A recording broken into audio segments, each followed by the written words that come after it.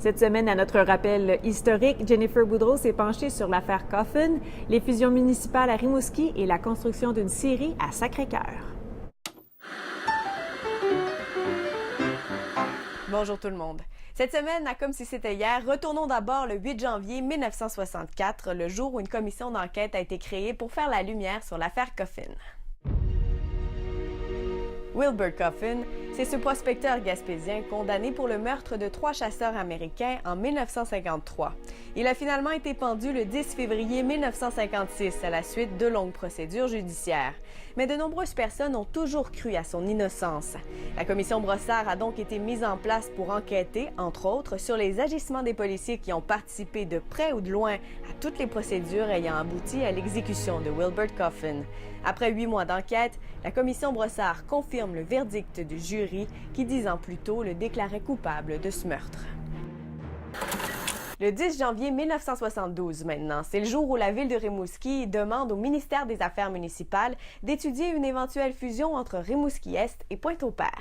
Il faut absolument que dans l'élan qui est donné pour Québec et Montréal, qu'en région, il y ait des pôles de regroupement. Mais ce n'est que 30 ans plus tard, le 5 septembre 2001, que le gouvernement adopte le décret de regroupement des villes de Rimouski et de Pointe-au-Père, de la municipalité de Mont-Lebel, du village de Rimouski-Est et des paroisses de Sainte-Blandine et de Sainte-Odile sur Rimouski. Cette fusion fait alors augmenter la population de la ville de Rimouski de 35 000 à 42 000 citoyens.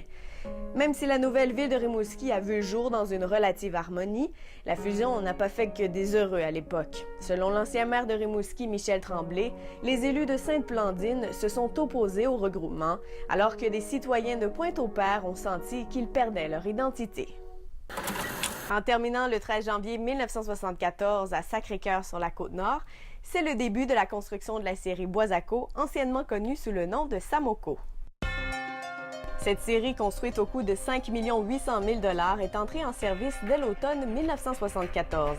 Elle embauchait près de 170 ouvriers dans l'usine et 150 travailleurs en forêt. En 1977, la scierie passe aux mains de Rexford, puis au début des années 80, les produits forestiers du Saguenay rachètent Samoco, alors fermé. Plusieurs actionnaires locaux, dont une partie des travailleurs, participent à la réouverture de la scierie qui prend en 1985 le nom de Boisacco. Ici Est du Québec.